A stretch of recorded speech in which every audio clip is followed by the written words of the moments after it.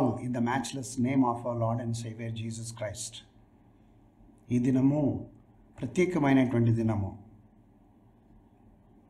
Maundy థర్స్డేగా మనము దేవాలయంలో కూడుకొని ప్రభు చేసినటువంటి కార్యములను తలపోసి ధ్యానించేటటువంటి దినము. ఈ మాండీ థర్స్డే అంటే ఏమిటి, దాని గురించి వాక్యం ఏమని చెబుతూ ఉన్నది అనే సత్యమును మనము పరిశీలించి చూసుకుందాం. గనుక తలలు వంచి ప్రభు వైపునకు చూద్దాము. ప్రేమగల తండ్రి, నీకు వందనాలు. నీ ఆలోచనలే మాకు తెలియపరుస్తూ మీ చిత్తానుసారంగా మేము నడుచుకోవాలని నీవు మాకు బోధిస్తూ ఉన్నావు. అవును ప్రభా, వాక్యమును విడమర్చి చెబుతూ ఉన్నప్పుడు అనేకులు మరి ఆ వాక్యంలో ఉన్నటువంటి అర్థములను వేరువేరు రీతులుగా బోధిస్తూ ఉంటారు. కానీ నీ మాటలే సత్యము. నీవు పలికినటువంటి మాటలో భావార్థము మాకు బయలుపరచండి. నీ మాటలు నా నోట ఉంచి ఇదిగో ఈ నీ ప్రజలతో మాట్లాడమని యేసుక్రీస్తు ప్రభు నామమున ప్రార్థిస్తున్నాను తండ్రి. ఆమేన్. దేవుని ప్రియమైన ప్రజలారా, ఈ యొక్క మాండీ థర్స్డే దినమున ఏం జరిగింది అని అంటే, మ్యాండేటం నోవూమ్. మ్యాండేటం నోవూమ్ అంటే క్రొత్త ఆజ్ఞ మీకు ఇచ్చుచున్నాను. యేసు ప్రభు క్రొత్త ఆజ్ఞను ఈ దినం ఇచ్చాడు. అనగా రేపు శుభ శుక్రవారము యేసుక్రీస్తు ప్రభు సిలువ వేయబడి చనిపోయి పాతిపెట్టబడే దినము. రేపు శుక్రవారం ఆయన అప్పగింపబడే దినము ఈ దినము. ఈ దినమున యేసుక్రీస్తు ప్రభు ఆయన భోజనమునకు కూర్చున్నాడని యోహాను సువార్తలో వ్రాయబడి ఉన్నది. తన యొక్క శిష్యులతో పాటు భోజనమునకు కూర్చోండి. ఆయన వారిని ప్రేమించెను, అంతము వరకు వారిని ప్రేమించెను. ఎందుకంటే తాను ఈ లోకంలో నుండి తండ్రి యొద్దకు వెళ్ళవలసిన సమయము గడియ వచ్చనని యేసు పస్కా పండుగకు ముందే ఎరిగి, ఆ పండుగకు ముందే ఆయన ఎరిగినటువంటి వాడై యేసు ప్రభు ఏం చేశాడనంటే, ఆ యొక్క భోజన పంక్తిలో కూర్చుండినప్పుడు ఆయన ఆ భోజన పంక్తిలో నుండి లేచి, నేను యోహాను సువార్త 13వ అధ్యాయము 4వ వచనాన్ని చదువుతున్నాను. యేసుక్రీస్తు ప్రభు భోజన పంక్తిలో నుండి లేచి తన పై వస్త్రమును అవతల పెట్టివేసి ఒక తువ్వాలు తీసుకొని నడుమునకు కట్టుకొనెను. అంతటా పళ్ళెములో నీళ్లు పోసి శిష్యుల పాదములు కడుగుటకును తాను కట్టుకొనిన తువ్వాలుతో తుడుచుటకును మొదలుపెట్టాను. అవును దేవుని ప్రియమైన ప్రజలారా, ఈ యొక్క పాత నిబంధన కాలంలో మరి సేవకులుగా ఉండేటటువంటి వారు, దాసులైనటువంటి వారు ఏం చేసేవారంటే, తన యజమానుని ఇంటికి అతిథులు వచ్చినా ఈ యొక్క దాసులు వెళ్ళి వారి యొక్క చెప్పులను విప్పి ఆ యొక్క గిన్నెలో పాత్రలో నీళ్లు తీసుకొని వెళ్ళి ఆ గెస్ట్ యొక్క పాదములు అందులో ఉంచి చక్కగా శుభ్రపరిచేవాళ్ళు. శుభ్రపరిచి దానితో వారు తువ్వాలు తీసుకొని ఆ పాదములను చక్కగా తుడిచేవాళ్ళు, డ్రై చేసేవాళ్ళు. అంటే ఈ పాదములు కడిగి వాటిని తుడవడం అనేది ఆ దాసుడు చేయవలసినటువంటి పని. యేసుక్రీస్తు ప్రభు ఈ యొక్క శిష్యులకు ఏమి నేర్పిస్తున్నాడనంటే, నేను దేవుని కుమారుడనై ఉండి నాకు ఈ అధికారములన్నీ కలిగి ఉన్నాను. నేను అతిశయింపక దాసునిగా నేనే విధంగా ఈ లోకములో పరిచర్య చేశానో, ఏ విధంగా ప్రేమిస్తూ ఉన్నానో మీరు కూడా అదే విధంగా చెయ్యాలి అనడానికి నేను చూపిస్తున్నాను అన్నప్పుడు పేతురు ఏమంటాడంటే, ప్రభువా, నీవు నా పాదములు కడుగుదువా? నీవు నా పాదములు కడుగుదువా? నీవు కడగరాదని ఆయనతో అనేను. అందుకు యేసు, నేను నిన్ను కడగని ఎడల నాతో నీకు పాలు లేదనెను. నేను ఒకవేళ నీ పాదములు కడగకపోతే నాలో నీకు పాలు లేదంటే, వెంటనే సీమోన్ ఏమంటాడు, ప్రభా, నా పాదములు మాత్రమే కాక నా చేతులు నా తల కూడా కడుగుమని అతనితో చెప్పాను. అవును, దేవుని ప్రియమైన ప్రజలారా, యేసుక్రీస్తు ప్రభు ఆయన దేవుని కుమారుడై ఉండి ఈ లోకంలో నరావతారిగా ఆయన జన్మించి తన యొక్క 30వ ఏట దేవుని రాజ్యము సమీపించున్నది, మారుమనసు పొంది దేవుని రాజ్యంలో ప్రవేశించుడని సువార్తను ప్రకటించుచు ఆయన తన సేవను ప్రారంభించాడు, తండ్రి చిత్తం నెరవేర్చడానికై. పాపములో జీవిస్తున్నటువంటి మానవునికి, చీకటి అనగా దిక్కుతోచని మానవునికి, మార్గము తెలియక ఆత్మీయ జీవితంలో తిరుగులాడుచున్నటువంటి వారికి ఆయన మార్గం చూపించడానికై సృష్టికర్త అయినటువంటి దేవుడు ఎవరు, ఆయనను ఏ విధంగా మనము చేరుకోగలము, ఆయనను ఏ విధంగా స్తుతించి ఆరాధించాలి అని అనేకమైనటువంటి సత్యములను యేసుక్రీస్తు ప్రభు బయలుపరిచి పాపక్షమాపణ, శరీర పునరుత్థానము, నిత్య జీవము, వీటన్నిటినీ కూడా ఆయన అందరికీ ప్రకటించి తండ్రి చిత్తం నెరవేర్చటకు గాను ఆయన సిలువకు తను తాను అప్పగించుకొని చనిపోయి పాతిపెట్టబడిన తర్వాత 3వ దినంన తిరిగి లేచి అందరికీ కనబడి ఆ తర్వాత ఆయన పరలోకమునకు ఆరోహణమైపోయి తిరిగి భూమి మీదకి రాబోతున్న 2వ రాకడ కొరకు మనుషులు ఎదురు చూడాలి. కానీ యేసు ప్రభు ఆరోహణమైపోయిన తర్వాత భూమి మీద తన పాదము మోపక ముందు మధ్యాకాశంలో కనబడతాడు. మనుష్య కుమారుని సూచన మధ్యాకాశంలో కనబడుతుంది. అప్పుడు క్రీస్తు యేసును రక్షకునిగా అంగీకరించి ఆయన యొక్క రక్తము చేత కడగబడి విమోచింపబడి నీతిమంతులుగా తీర్చబడి వారి పాపములకు ప్రాయశ్చిత్తము కలిగిన తర్వాత మళ్ళీ పాపము చేయకుండా యేసే దేవుడని నమ్మి జీవించుచున్నటువంటి ఆయన యొక్క సంఘమును ఆయన ఆకర్షించుకొని దేవదూతలు తీసుకొని వెళ్ళిపోతారు. దేవుని నామమునకు మహిమ కలుగును గాక. ఆ దినం కొరకు, ఆ గడియ కొరకు నేను ఎదురు చూస్తున్నాను. అలా పాదములు కడిగిన తర్వాత యేసు ప్రభు ఈ ఆజ్ఞని ఇచ్చాడు.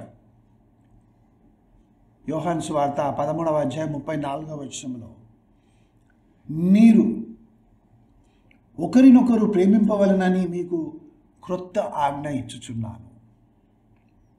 మీరు ఒకరినొకరు ప్రేమింపవలనని క్రొత్త ఆజ్ఞ మీకు ఇచ్చుచున్నాను. నేను మిమ్మల్ని ప్రేమించినట్టే మీరును ఒకరినొకరు ప్రేమింపవలెను. ఇది ఆయన ఇచ్చినటువంటి క్రొత్త ఆజ్ఞ. అవును, ఈ ఆజ్ఞను అనుసరించి ఆయన అప్పగింపబడినటువంటి దినమున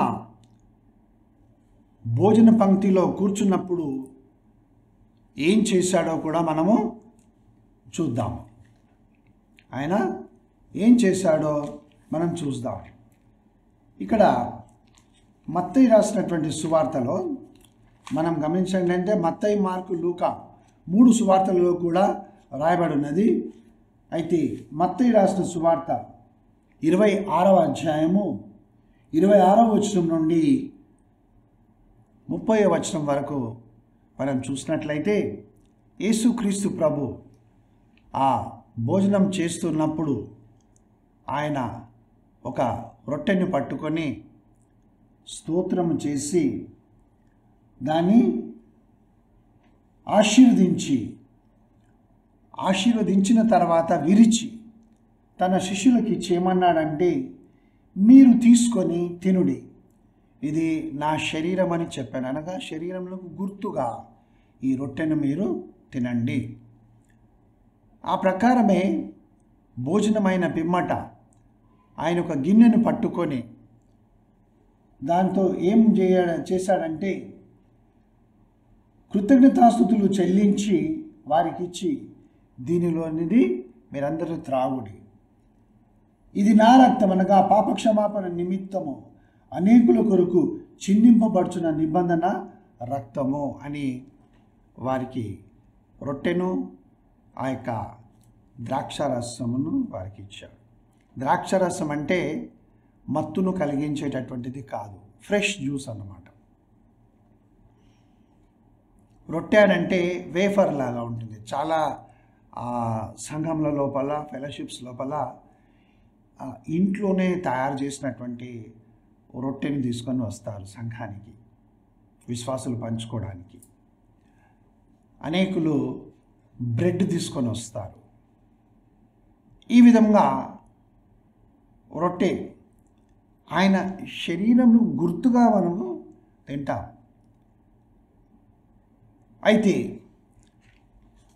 ఇది యేసుక్రీస్తు ప్రభు తాను అప్పగింపబడిన ఆ రాత్రి యందు శిష్యులతో కలిసి చేసినటువంటిది. కానీ విస్తారముగా ఇందులో ఉన్నటువంటి ఈ యొక్క ప్రభువచన సంస్కారంలో ఉన్నటువంటి సత్యం,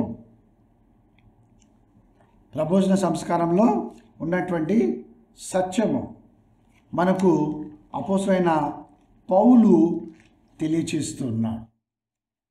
అపోస్తలుడైన పౌలు మనకు తెలియచేస్తున్నాడు. ఆ సత్యమును మనము తెలుసుకుందాం. ఆ సత్యమును మనం తెలుసుకుందాం. యూకరిస్తు అని కూడా పిలుస్తారు. యూకరిస్తు అంటే టు థ్యాంక్. యూకరిస్తు ఆరాధన అంటే థ్యాంక్స్ గివింగ్ అన్నమాట. అనగా నా కొరకు నీ శరీరమును నీవు బలిగా అర్పించావు, అప్పగించుకున్నావు, నా కొరకు, నా పాపముల యొక్క ప్రాయశ్చిత్తం కొరకు నీ ప్రాణమును ధారపోసావు. దానికి నేను కృతజ్ఞతాస్తుతులు చెల్లిస్తూ ఉన్నాను. ఎంతమంది ఈ భావముతో ఆ యొక్క బల్లలో చేయి వేసినప్పుడు, అనగా పాలిభాగస్లమైనప్పుడు థ్యాంక్ యూ లార్డ్ అని ఎంతమందిని చెప్తాం? హృదయపూర్వకంగా, ఏదో వల్లించినట్లుగా కాకుండా ఎంతమంది మనము thank you Jesus, you took my place, నా స్థానమును నీవు తీసుకొని నా దోష శిక్షను, పాపంలోకి రావాల్సినటువంటి శిక్షను, అపరాధములకు రావాల్సినటువంటి శిక్షను నీవు భరించి నా సమాధానార్థమైన శిక్ష నీ మీద మోపబడి ఉన్నప్పుడు నీవు పొందిన గాయముల చేత నాకు స్వస్థత కలిగి ఉన్నది. నిర్దోషమైనటువంటి నీ రక్తము నా యొక్క శరీరము, ప్రాణము, ఆత్మలను కడిగి పరిశుద్ధపరిచి పవిత్రపరిచింది అందుకే నీకు వందనాలు చెల్లిస్తున్నాను అని మనము ఎంతమందిని చెప్పగలం? ఎంత ప్రార్థిస్తూ ఉన్నా, ఎంతగా ప్రార్థిస్తూ ఉన్నా స్వస్థతలు కలగడం లేదు. కొంతమంది జీవితాలలో సిక్నెస్, డిజీజ్, రోగము, బలహీనతలు, అనారోగ్యములు దేని వలన కలుగుతాయి? పాపం వలన. అనగా పాపం వలన రోగాలు ఎలా కలుగుతాయంటే, వ్యభిచారం చేయడం పాపము, ఆల్కహాల్ తీసుకోవడము పాపము, సిగరెట్లు త్రాగడము పాపము. ఇక మీరు కొంతమంది అడగొచ్చు, ఎక్కడ రాసింది సిగరెట్లు తాగితే పాపం అని? మద్యపానం చేస్తే పాపం అని ఎక్కడుంది? వ్యభిచారం చేస్తే పాపం అని ఎక్కడుంది? ఇవన్నీ ప్రశ్నించుకుంటూ ఉంటారు, ప్రశ్నిస్తారు కూడా. పాపము అని చెప్పినప్పుడు వాక్యములో పరిశీలించి చూసి అది లేనప్పుడు మాట్లాడాలి. అపవిత్రమైనది ఏది కూడా మనము తీసుకునకూడదు అనేది దేవుని యొక్క ఆజ్ఞ. ఇంకా చాలా తీసుకుంటూ ఉంటారు, కానీ నేను తెలిసిన దానిని మాత్రమే అందరికీ అర్థమయ్యేటట్లుగా చెప్పాను.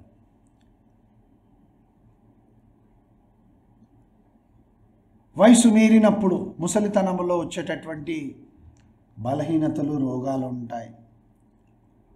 మాంత్రికులు వేసినటువంటి ఆ మాంత్రిక శక్తులను బట్టి అనేకులు బాధలు, వేదనలు అనుభవిస్తూ ఉంటారు. చెడు అలవాట్లు, చెడు తలంపులు, మానసిక వేదన, అపనమ్మకము కలిగినటువంటి విధంగా జీవించడము, అపనమ్మకమును కలిగి ఉన్న ప్రతిదానికి అనుమానపడము, అన్నింటికి త్వరగా కోపగించుకోవడము బ్లడ్ ప్రెషర్ను రేజ్ చేస్తుంది. మనం అంటుంటాం చూసారా, అబ్బా ఈవిడకి ముక్కు మీదనే కోపం ఉంటుందని. అలాగన్నమాట, వెంటనే కోపం వచ్చేస్తుంది. తప్పు వారిదైనా వారికే కోపం వస్తుంది, తప్పు వేరే వాళ్ళదైనా వారికే కోపం వస్తుంది. అలా కోపం ఎప్పుడు వారి సొంతం అన్నట్లుగా ఉంటుందన్నమాట. అయితే దేవుని వాక్యములో అపోస్తలుడైన పౌలు కొరింథీయులకు రాసినటువంటి మొదటి పత్రిక 11వ అధ్యాయం 27వ వచనం నుంచి మనం ఒకసారి వాక్యాన్ని ధ్యానిస్తాం. కాబట్టి ఎవడు అయోగ్యంగా ప్రభు యొక్క రొట్టెను తినునో లేక ఆయన పాత్రలను త్రాగునో వాడు ప్రభు యొక్క శరీరమును గూర్చియు రక్తమును గూర్చియు అపరాధి అగును. ఎవరైతే అయోగ్యముగా, అనగా తమ్మును తాము పరీక్షించుకొనకుండా, దేవుడు చెప్పినటువంటి ఆజ్ఞలకు లోబడకుండా, ఇతరులను క్షమించకుండా, ఇతరులకు తీర్పు తీరుస్తూ, వారి మీద పగ, ద్వేషం ఉంచుకొని, అన్యాయముగా సంపాదించినటువంటి సొత్తును కలిగి ఉండి, లంచములు పుచ్చుకొని ధనవంతునిలాగా కనబడుతూ, ఎవరూ చూడడం లేదు అని అనుకొని వ్యభిచారం చేస్తూ, దేవుడు చూస్తున్నాడని తెలిసి కూడా ఆయనందు భయము లేకుండా, భక్తి లేకుండా వారు చేస్తున్నటువంటి పాపమును కంటిన్యూ చేస్తూనే మళ్ళీ ప్రభు బలను సమీపిస్తారు. నాకు చాలాసార్లు సిస్టర్స్ కొంతమంది, వారు ఎవరో నాకు తెలియదు, ఫోన్ చేసి చెప్తారు, అయ్యగారు నా భర్త కొరకు ప్రార్థించండి, నా కుమారుని కొరకు ప్రార్థించండి, మా అల్లుని కొరకు ప్రార్థించండి. చెప్పమ్మా దేని గురించి అని అంటే, బాప్తిస్మం తీసుకున్నాడు, బల్లలో చేయి వేస్తూ ఉన్నాడు, మళ్ళీ బయటికి వెళ్ళి అన్ని పాపాలు చేస్తూనే ఉన్నాడయ్యా. ప్రార్థన చేయండి. అవును, దేవుని ప్రియమైన ప్రజలారా, మనుష్యులు చూడవలెనని, అనగా సంఘములో ఉన్నటువంటి వారు పాస్టర్ గారు ఏమనుకుంటారో ఏమో అని, అందరూ కాదు, కొందరు వారు అయోగ్యముగానే బలం తీసుకుంటారు. మనస్సులో కపటము, ద్వేషము వీటన్నిటినీ ఉంచుకొని హెబ్రీ పత్రిక 6వ అధ్యాయము 5-6 వచనాలలో వ్రాయబడినట్లుగా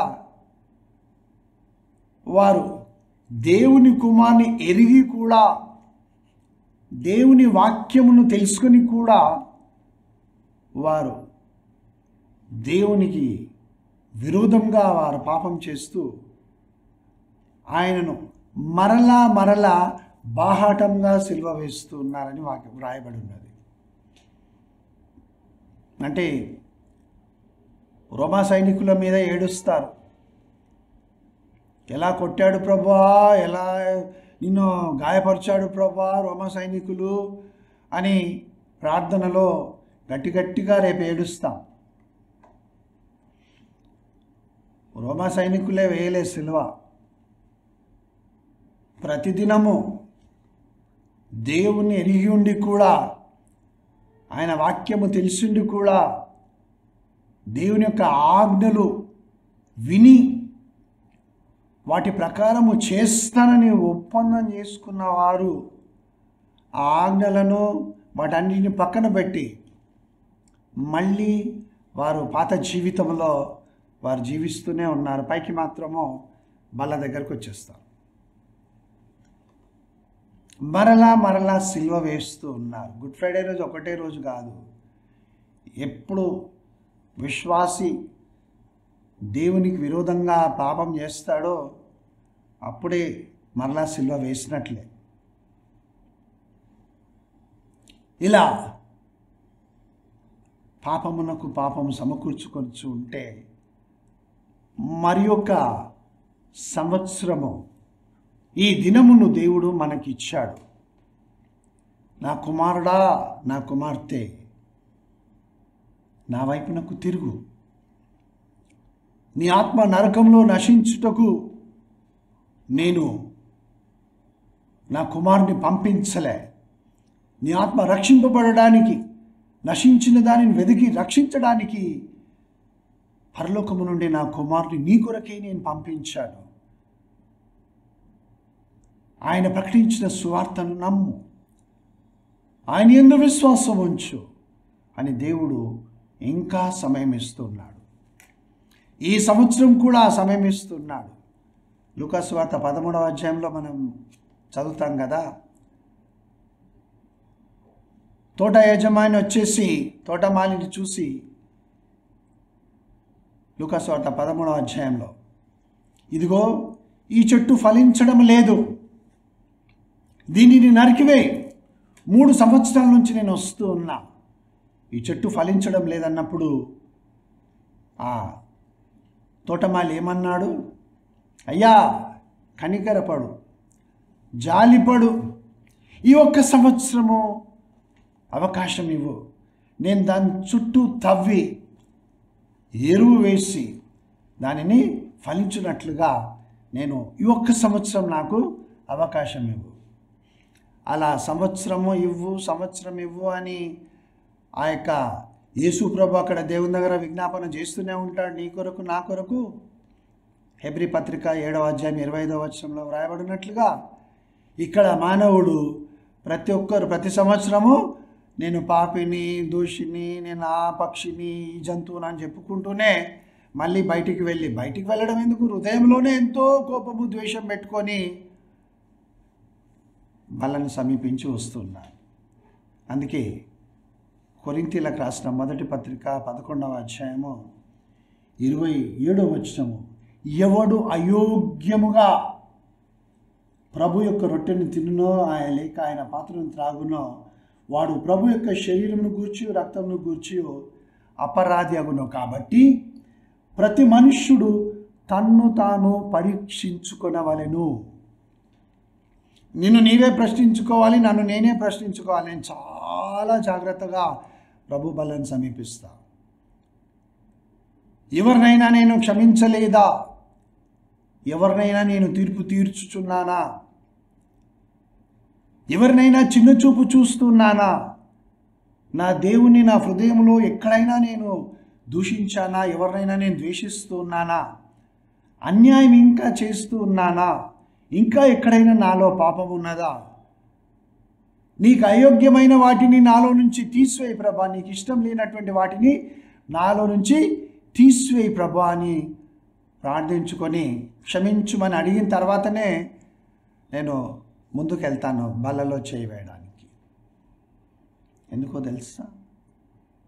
ఈ పాపమునకైనా క్షమాపణ ఉంటుంది, కానీ ఈ విషయంలో మాత్రము మారు మనసు పొందుట అసాధ్యం అంటుంది దేవుని వాక్యం. వారు మారు మనసు పొందినట్లుగా మార్చుట అసాధ్యం. దేవుని కుమారుడైన యేసు క్రీస్తు ప్రభు యొక్క శరీర రక్తములను గూర్చి అపరాధులం కాకూడదు. మనం పాట అయితే పాడతాం, ఎంత చక్కగా పాడతాం కదా. అపరాధిని యేసయ్యా కృప చూపి బ్రోమయ్యా, నెపమెంచకై నీ కృపలో అపరాధములను క్షమించు. అపరాధిని అపరాధిని అపరాధిని అపరాధిని అపరాధిని. ఎంతకాలం ఇంకా అపరాధిని అపరాధిని అంటూనే మనము జీవితయాత్రలో మనం ముందుకు సాగుతాం. యేసుప్రభు ఒక మాట అంటాడు, మీరు మీ పాపములలోనే ఉండి మరణించెదరని.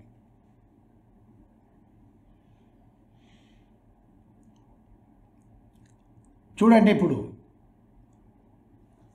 కొరింథీయులకు రాసిన మొదటి పత్రిక 11వ అధ్యాయము 29వ వచనం. ప్రభు శరీరమని విమర్శింపక తిని త్రాగువాడు తనకు శిక్షా విధి కలుగుటకే తిని త్రాగుచున్నాడు. ఎందుకు తిని త్రాగుచున్నావు? బల్లలో పాలి భాగస్తున్నానయ్యానని అందరికీ కనబడాలని, పాస్టర్ గారు గద్దిస్తారేమో అని, నా భార్య లేకుంటే నా కూతురు నన్ను చూసి ఏంటి మా నాన్నగారు లేకుంటే నా భర్త గారు బల్లలో మళ్ళీ చేయవేయడం లేదు, మళ్ళీ నేను పాపం చేస్తున్నాడేమో, దాన్ని కప్పిపుచ్చుకోవడానికి చూయించుకోవడానికి బల్ల దగ్గరికి వెళ్ళక. సహోదరుడైనా సహోదరి అయినా జాగ్రత్త, ఎందుకంటే శిక్షా విధి కలుగుటకే రొట్టెను తిని ద్రాక్షరసం తాగుచున్నావని వాక్యం హెచ్చరిస్తున్నది. ఈ సమయం లోపల మాండీ థర్స్డే క్రొత్త ఆజ్ఞనిస్తున్నాడు. దేవునిని ప్రేమించు, ఒకరినొకరు ప్రేమించుకుందాం. 30వ వచనం చూడండి. ఇందువలననే మీలో అనేకులు బలహీనులను రోగులునై ఉన్నారు, చాలామంది నిద్రించుచున్నారు. ఇది పాపరోగం అంటే. ఈ వాక్యము ప్రారంభించినప్పుడు చెప్పాను, రోగాలు ఎందుకు వస్తాయి, మానవునికి రోగములు దేని వలన రోగాలు వస్తాయి? పాపం వలన, లేకపోతే వయసు మీరినందుకు ఓల్డ్ ఏజ్లో, ఆ తర్వాత మాంత్రిక శక్తుల ప్రభావములను బట్టి దురాత్మలు పీడిస్తూ ఉంటే, ఆ తర్వాత పరీక్షకు నిలబడ్డప్పుడు, యోబు వలె పరీక్షకు నిలబడ్డప్పుడు రోగాలు వస్తాయి. చెడు అలవాట్లను బట్టి కూడా రోగాలు వస్తాయని చెప్పాను. ఇప్పుడు వాక్యంలో స్పష్టంగా మనకు చూపించబడుతున్నది ఏమిటంటే, మీలో అనేకులు బలహీనులను రోగులునై ఉన్నారు, చాలామంది నిద్రించుచున్నారు, పాపములో నుండి నిద్రిస్తున్నారు. అందుకే ఇలాంటి వారి కొరకు ప్రార్థన చేసినప్పుడు వారు స్వస్థత నొందరు.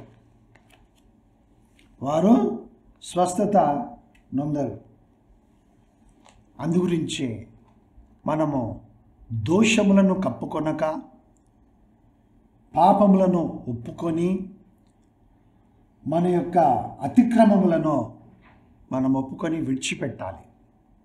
తర్వాతనే ప్రభు బలను సమీపించాలి. వాక్యం ఏమంటుందంటే, ఇలాంటి వారి కొరకు దోషములను కప్పుకొని పాపములను ఒప్పుకొనక అపరాధములు అలాగే హృదయంలో ఉంచుకొని పాపములు చేస్తూ చేస్తూ చేస్తూ దేవుని సన్నిధానంలోకి వచ్చాము. ఆయన రొట్టెను ద్రాక్షారసం నేను తీసుకుంటాను అని, వైన్ ద్రాక్షారసం అంటే ఆ యొక్క మత్తు కలిగించేది కాదు, వైన్ దానిని ద్రాక్ష పండ్లలో ఉంచినటువంటి రసం, జ్యూస్, దానిని తీసుకుంటాను ఆయన శరీరం గుర్తుగా అని ఎవరైతే వస్తారో వారికి రోగములు కలిగినప్పుడు వారి కొరకు ప్రార్థన చేస్తే ఏం జరుగుతుందో మనం చూద్దాం. 35వ దావీదు కీర్తన 13వ వచనాన్ని మనం చూద్దాం. Psalms 35:13. వారు వ్యాధితో ఉన్నప్పుడు గోనెపట్ట కట్టుకొంటిని, ఉపవాసము చేత నా ప్రాణమును ఆయాసపరచుకొంటిని, అయినను నా ప్రార్థన నా ఎదులోనికి తిరిగి వచ్చి ఉన్నది. నా ప్రార్థన నా ఎదులోనికి తిరిగి వచ్చి ఉన్నది. ఉపవాసం ఉండి ప్రార్థన చేసినా, గోనెపట్ట కట్టుకున్నా, ఏం చేసినా ఆ యొక్క రోగములో నుంచి వారికి స్వస్థత కలగదు, చేసిన ప్రార్థనకు జవాబు రాదు. ఎందుకు అనంటే వారు బలహీనులను, ఆ తర్వాత దేవుని ఆజ్ఞను మీరువారును, వారు వివేచింపక ప్రభు యొక్క శరీరమును రక్తమును గుర్తుగా రొట్టెను తిని ఆ యొక్క ద్రాక్షారసం త్రాగుచున్నారు కనుక వారికి స్వస్థత కలగడం లేదు, ప్రార్థనకు జవాబు రాదు. అందుకొరకే దేవుని ప్రియమైనటువంటి ప్రజలారా, కృపా క్షమాపణలు కలిగినటువంటి దేవుడు ఈ సంవత్సరము ఈ దినమును మనకిచ్చాడు. రక్షింపబడినటువంటి విశ్వాసి పరిశుద్ధమైన జీవితం జీవిస్తూ ఉంటే ఇంకా ఆత్మలో వర్ధిల్లుటకు దేవుడి దినమును మనకిచ్చాడు. పాపము చేసి పడిపోయినటువంటి వారు మరలా దేవుని వైపున తిరగడానికి మనకి ఈ దినమును ఇచ్చాడు. ఆ తర్వాత పాపము చేసి దేవుని సన్నిధానంలోకి వచ్చి తాము ఏ పాపము ఎరగనటువంటి వారిగా బలలో చేయి వేస్తుంటే వారు కూడా పశ్చాత్తాపపడి అయోగ్యముగా బలలో చేయి వేయకుండా మరి ఆ యొక్క భోజన పంక్తిలో కూర్చోడానికి దేవుడు ఈ సమయమును మనకి ఇచ్చాడు. పరీక్షించుకుందాం జాగ్రత్తగా. పరిశుద్ధాత్మ దేవుని సహాయం చేత మనలో ఉన్నటువంటి సమస్తమును బయటికి తీసివేద్దాం. పరీక్షించుకుందాం. ఎవరిని నేను ద్వేషిస్తూ ఉన్నాను, ఎవరికి నేను ద్రోహం చేశాను, ఎవరికి నేను అన్యాయం చేశాను, ఎవరి మీద నేను అబద్ధాలు చెప్పాను, ఎవరి మీద నేను కాని మాటలు పలికాను, వీరి మాటలు వారికి వారి మాటలు వీరికి చెప్పి ఎలా జగడములు పుట్టించాను, కలహములు రేపుచ్చు ఉన్నాను. నేనే విధంగా ప్రభు సన్నిధానములో అందరికీ తీర్పు తీరుస్తున్నాను. మనల్ని మనం పరీక్షించుకొని దేవుని వైపున చూసినప్పుడు ఈ యొక్క ఆయన మరణమును గురించి మనం ఏం చేసిన వాళ్ళం అవుతాము? ప్రచురము చేసిన, జ్ఞాపకం చేసుకున్న వాళ్ళము అవుతాం. ఏమంటాడనంటే, నన్ను జ్ఞాపకము చేసుకున్నటకై దీనిని చేయుడని చెప్పాను. ఎవరిని జ్ఞాపకం చేసుకోవాలా? యేసుక్రీస్తు ప్రభువును జ్ఞాపకం చేసుకోవాలా. ఏమని? నా కొరకు నా స్థానములో నీవు ఈ యొక్క బలియాగమయ్యావు, నేను శిక్షకు పాత్రుడను కాకుండా నన్ను విడిపించుటకు, విమోచించుటకు క్రయధనంగా నీ యొక్క ప్రాణమును నీవు చెల్లించావు ప్రభా, నీకు స్తోత్రం అని మనము దేవునికి కృతజ్ఞత చెల్లించవలసినటువంటి వారమై ఉంటున్నాం. ఆయన కృపా కనికరమును మన ఎడల వెల్లడిపరిచి ఈ దినమున మనల్ని మరలా చేర్చుకొని నూతన జీవమిచ్చి ప్రభు మనలను నడిపించునుగాక. ప్రార్థించుకుందాం. ప్రభా, అయోగ్యంగా మేము ఆ బలను సమీపించకుండా యూకరిస్తూ ఆరాధనలో కృతజ్ఞతాస్తుతి చెల్లిస్తూ మేము పవిత్రంగా ఉండి పరిశుద్ధాత్మ చేత పరిశుద్ధపరచబడుచు జీవించుటకు ఈ దినమును నన్ను నూతనపరిచి బలపరచుమని, మా అందరినీ దీవించి ఆస్వాదించుమని, రోగులుగా ఉన్న వారిని స్వస్థపరచు. అనగా అయోగ్యంగా ఉండి ఇంతకుముందు ఎవరైతే నీ బలలో చేయి వేశారో వారిని ఉన్న రోగంలో నుంచి స్వస్థపరచు. బలహీనులను బలపరచు. నిద్రించుచున్న వారిని నీ ఆత్మచేత లేవనెత్తు. యేసు నామమున ప్రార్థించి వేడుకొనుచున్నాను తండ్రి. Amen, amen. God bless you.